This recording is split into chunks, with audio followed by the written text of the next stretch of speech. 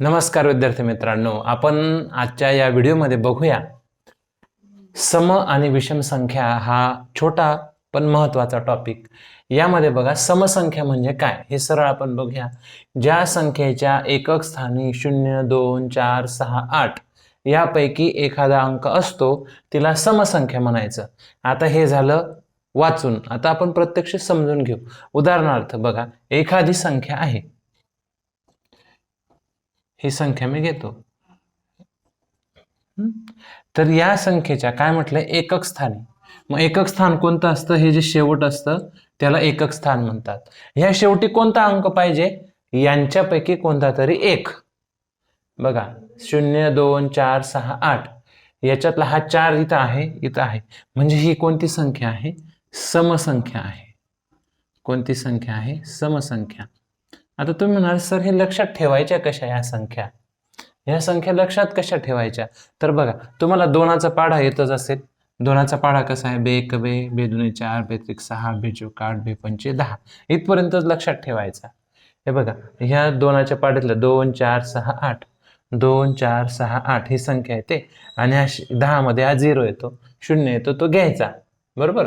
मग यांच्यापैकी कोणता तरी एक अंक राहिला शेवटी, कोणत्या पण अंकेच्या शेवटी, संख्येच्या शेवटी, तर ती समसंख्या झाली. आता बघा, तुम्ही म्हणणार सर फक्त ह्या एककाच्याच जागेवर पाहिजे का? बघा, आता ही संख्या आहे दुसरी,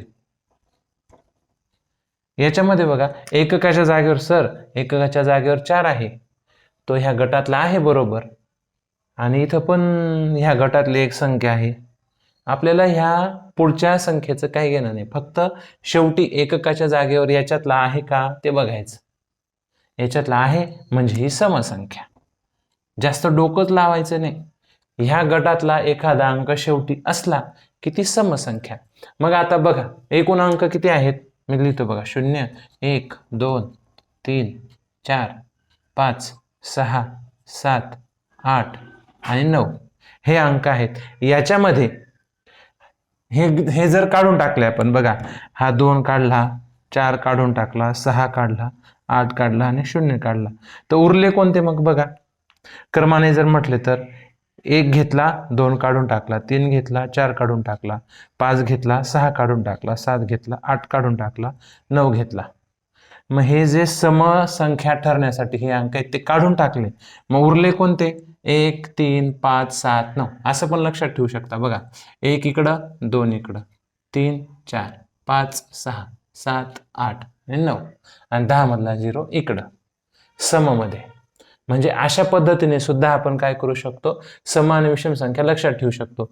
मग हे जे उरलेले अंक आहेत यांच्यापैकी एखादा अंक जर संख्येच्या शेवटी असेल, आता ही जी संख्या आहे, हे बघा 3, 1, 3, 5, 7, 9 यांच्यापैकी एखादा अंक मी घेतो, 3957 ही संख्या मी घेतली. तर बघायचं याच्या शेवटी 7 आहे, तो कोणत्या गटातला आहे? ह्या गटातला आहे का ह्या गटातला आहे? तर तो ह्या गटातला आहे. म्हणजेच ह्या काय झाल्या? ही संख्या कोणती संख्या झाली? विषम संख्या झाली. विषम संख्या. इतकं सोपं हे समजून घेण्याचं काम आहे.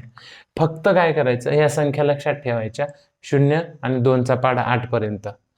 यांच्यापैकी एखादा अंक एखाद्या संख्येच्या शेवटी राहिल्या की ती समसंख्या, आणि त्यांच्यापैकी नसला, वेगळा असला, वेगळा कोणता? हेच उरले ना. यांच्यापैकी एखादा असला की ती विषम संख्या. एवढं सोपं आहे. आता या ठिकाणी मी अजून एक 2, 3 संख्या घेतो. बघा, ही संख्या घेतो, 53,950. आता ही संख्या बघायची, ही सम का विषम? इथं शेवटी 8 आहे, तो कोणत्या गटातला आहे? 8 या गटातला, म्हणजे ही समसंख्या. इथं बघायचं, ही कोणती संख्या आहे? शेवटी 1 आहे, कोणत्या गटातला आहे? या, म्हणजे ही विषम संख्या. नंतर ही संख्या बघायची, इथं काय? शेवटी 0, हा या गटातला, म्हणजे ही कोणती संख्या झाली? समसंख्या. आता हे तुम्हाला समजलं असेल, समसंख्या विषम संख्या कशी ओळखायची. आपण आता 1 पासून 100 पर्यंत बघूया. इथे मी 30 पर्यंत संख्या लिहिलेल्या आहेत. बघा, 1, 2, 3, 4, 5, 6, 7, 8, 9, 10 याच्यात जर आपण बघितलं तर एक गोष्ट लक्षात ठेवायची, 1 ही जी आहे ही विषम संख्या, त्याच्यानंतर 2 काय आहे? ही समसंख्या, 3 परत विषम संख्या, 4 परत समसंख्या. अजून एक तुम्हाला जर सांगायचं म्हटलं, समसंख्या साध्या भाषेत सांगतो कसं ओळखायची किंवा कशाला म्हणायचं, तर जे गोष्ट आपण 2 भाग करून सहज वाटून देऊ शकतो, तिचे तुकडे न करता. म्हणजे उदाहरणार्थ आपल्याकडे जर समजा 3 लाडू असतील आणि ते 2 जणांना द्यायचे, तर ते 2 जणांना देता येतील का सारखे? आधी एक एक देणार आणि एक उरतो, तो काय करावा लागेल आपल्याला? अर्धा करावा लागेल. म्हणजे 3 लाडू ही समसंख्या नाही, 3 ही समसंख्या नाही. पण जर 4 लाडू राहिले तर एकाला 2 देता येतील, एकाला 2 देता येतील, सारखे वाटे करता येतील, बरोबर ना?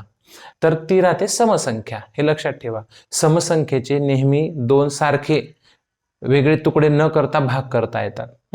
बघा आता ही झाली विषम सम विषम सम, परत ही 5 संख्या जी झाली ही झाली विषम, 6 झाली सम, 7 झाली विषम संख्या, 8 झाली समसंख्या, 9 झाली विषम संख्या आणि 10 झाली परत समसंख्या. म्हणजे एक गोष्ट तुमच्या लक्षात आली असेल की संख्या ज्या आहेत क्रमाने लिहिलेल्या त्याच्यामध्ये एक सम असते, एक विषम, सम विषम सम विषम, अशा क्रमाने संख्या येतात. मग अशा जर बघा या पहिल्या 10 मध्ये सम विषम किती आल्या, विषम किती आल्या बघा, 1 2 3 4 5 आणि सम किती आल्या, 1 2 3 4 आणि 5. म्हणजे पहिल्या 10 संख्यांमध्ये 5 संख्या सम आल्या, 5 संख्या विषम आल्या. तसंच मग याच्यात सुद्धा 5 संख्या सम येणार, 5 संख्या विषम येणार. म्हणजेच 1 पासून 100 पर्यंत 50 काय येणार, समसंख्या येणार आणि 50 संख्या कोणत्या येणार, विषम संख्या येणार. हे साधं गणित लक्षात ठेवा. 50 संख्या सम येणार आणि 50 संख्या विषम येणार, 1 पासून 100 पर्यंत. एवढी साधी सरळ गोष्ट आहे. हे तुम्हाला समजलं असेलच. अजून एकदा उजळणी करून घेऊ. जेव्हा एखाद्या संख्येच्या शेवटी यांच्यापैकी एखादा अंक राहील 0 2 4 6 8, तेव्हा ती समसंख्या. आणि 1 3 5 7 9 यांच्यापैकी एखादा अंक राहील संख्येच्या शेवटी एककाच्या जागेवर, तर ती विषम संख्या राहील. एवढा साधा हा टॉपिक आहे. 1 पासून 100 मध्ये 50 समसंख्या येतात, 50 विषम संख्या येतात. आणि जर आपण क्रमाने लिहिल्या 1 पासून 100 पर्यंतच्या संख्या, तर पहिली संख्या विषम येते, लगेच सम येते, विषम येते, लगेच सम येते, विषम सम, अशा पद्धतीने त्या संख्यांची रचना होत असते. हा व्हिडिओ व्यवस्थित बघा. याच्यावर आधारित एक छोटीशी प्रश्नपत्रिका उद्या तुम्हाला ग्रुपवर भेटून जाईल. ठीक आहे, बाय.